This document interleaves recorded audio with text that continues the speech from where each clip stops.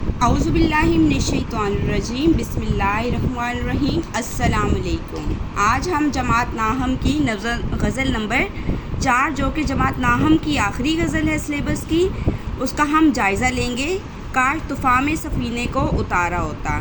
اور اس غزل کی جو ہیں وہ شاعرہ ہیں، ان کا نام ہے پروین فنا سید۔ تو غزل کی تشریح کرتے کے دوران ہم غزل کا پہلا شعر دیکھتے ہیں۔ کاش طوفان میں سفینے کو اتارا ہوتا، ڈوب جاتا بھی تو موجوں نے ابھارا ہوتا۔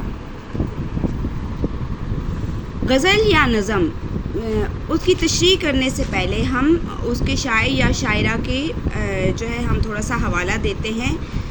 تو یہ جو غزل ہے یہ پروین فنا سید ایک ایسی شاعرہ ہیں، انہوں نے لکھی ہے اور انہوں نے جدت کے نام پر شعری بدعتیں قبول نہیں کی۔ ان کی شاعری جو ہے اعتدال، انسانی دوست، حسن و جمال اور اعتماد کی شاعری ہے۔ پروین فنا سید کی شاعری پاکیزگی فکر اور پاکیزگی احساس کی شاعری ہے، یعنی کہ ان کی شاعری جو ہے اس میں انسانی دوستی، جذبات اور حسن و جمال کی شاعری ہے، اور اس میں پاکیزگی کا احساس بھی ہے۔ تو پروین فنا سید اپنے پہلے شعر میں کہتی ہیں کہ اپنی خواہش کا اظہار کرتے ہوئے کہتی ہیں کہ میں نے طوفان میں اپنی کشتی کو اتار دیا تو میری جو نو ہے، کشتی ہے، وہ ہنس کر مشکلات سے لڑتی۔ اگر نو طوفان میں ڈوب بھی جاتی تو طوفان کی موجیں نو کی مدد کرتی اور اسے ابھارتی اور ڈوبنے نہ دیتی۔ جیسے طوفان آتا ہے سمندر میں، وہ پھر بھی کشتی کو ڈوبنے نہیں دیتا، لڑتے ہیں وہ طوفان سے، مطلب تو نو نہیں ڈوبتی ہے۔ اس سے بھی شاعرہ کی جو ہے مراد ہے کہ زندگی کی مشکلات اور مصائب کا سامنا ہمیں مضبوط بناتا ہے۔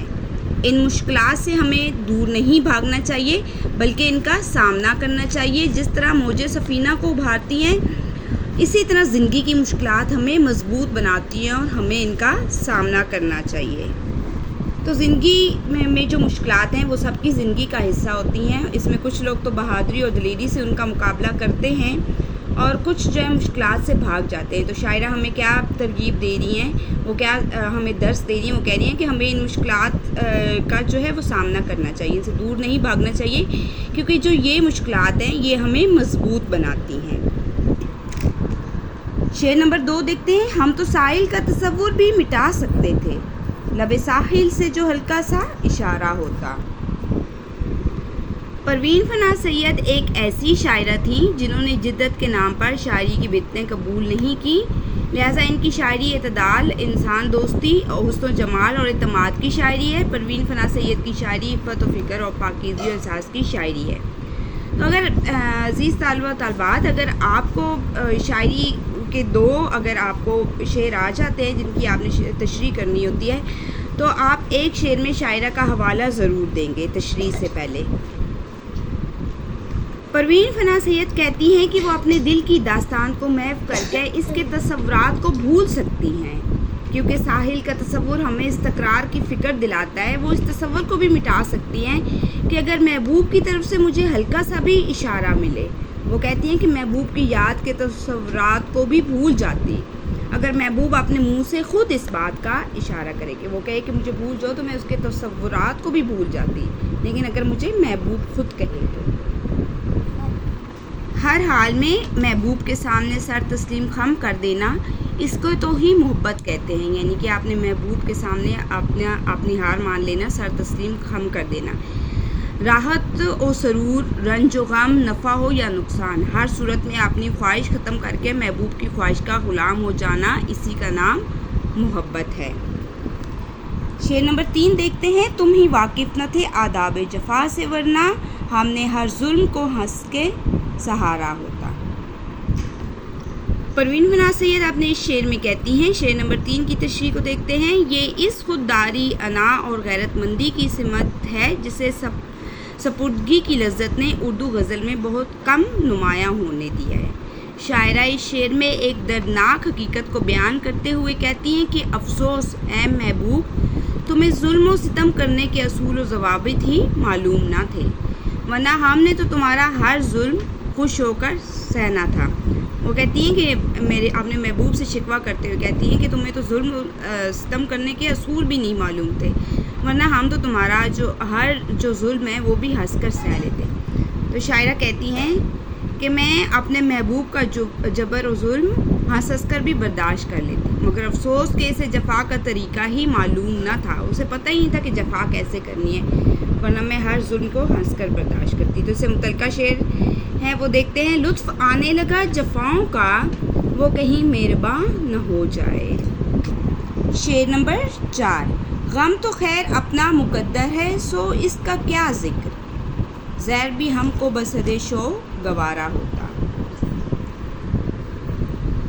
پروین فنا سید اپنے اس شعر میں کہتی ہیں کہ زندگی کے غم و الم تو میرے نصیب میں ہے، اس کا مجھے اچھی طرح سے ادراک ہے، یعنی کہ مجھے معلوم ہے کہ جو زندگی کے غم و الم ہیں وہ میرے نصیب ہیں، یہ میری زندگی کا حصہ ہے، اس لیے میں اپنے دکھوں کا رونا نہیں روتی اور اپنی مصیبتوں کا ذکر بھی نہیں کرتی، بلکہ اگر محبوب اپنے ہاتھ سے زہر بھی پیش کرتا تو میں بہت شوق سے زہر بھی نوش کر لیتی۔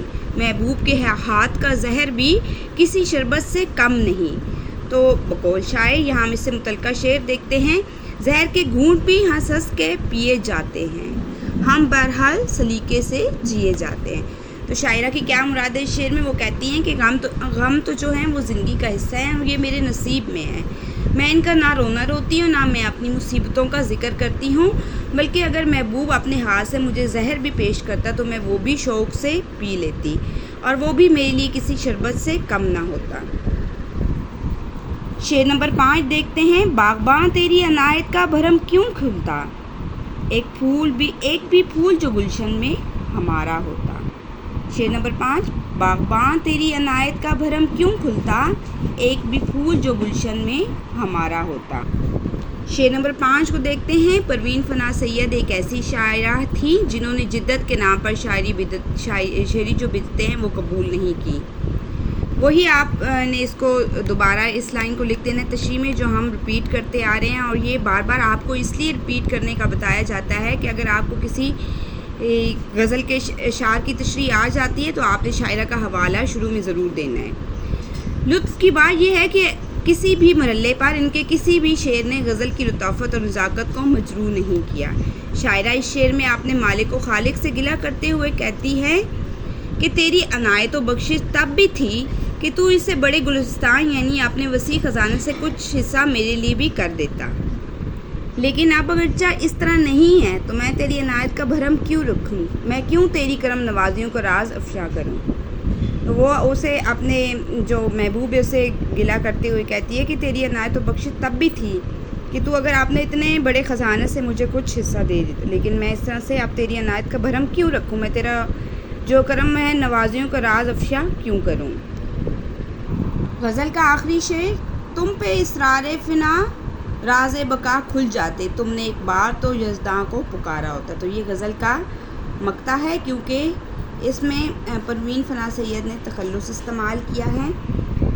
اس شعر میں جو ہے پروین فنا سید بیان کرتی ہیں کہ اگر ایک بار بھی اللہ کو سچے دل سے پکارا ہوتا اور اللہ تعالیٰ کی یاد میں تڑپتا کہ جس طرح سے انسان اپنے مجازی محبوب کے لیے تڑپتا ہے، تو جو بقائے ابدی کا مالک ہے تو مجھ پر معرفت اور فنا کے مقامات کے تمام راز کھل جاتے ہو۔ تو وہ کہتی ہیں کہ اگر ایک بار بھی اللہ کو دل سے پکارا ہوتا، جیسے کہ انسان اپنے محبوب مجازی محبوب یعنی دنیاوی عشق میں تڑپتا ہے، اسی طرح سے آپ نے عشق حقیقی خالق و مالک کے سامنے تڑپے تو وہ اس پر تمام اپنی معرفت کے تمام راز جو ہیں وہ اس پر کھول دیتا ہے۔ اللہ کی معرفت میں ہی بقا کا راز ہے، یعنی کہ اللہ کی محبت میں ہی انسان کی کامیابی ہے۔ زندگی کی خودی کو سمجھنے کے بعد انسان کی موت کی انتہا حقیقت کا احساس ہوتا ہے، اس کے بعد اس کی روح ابدیت کے اسرار کو سمجھتی ہے اور بقائے ابدی کے راز کھول دیتی ہے۔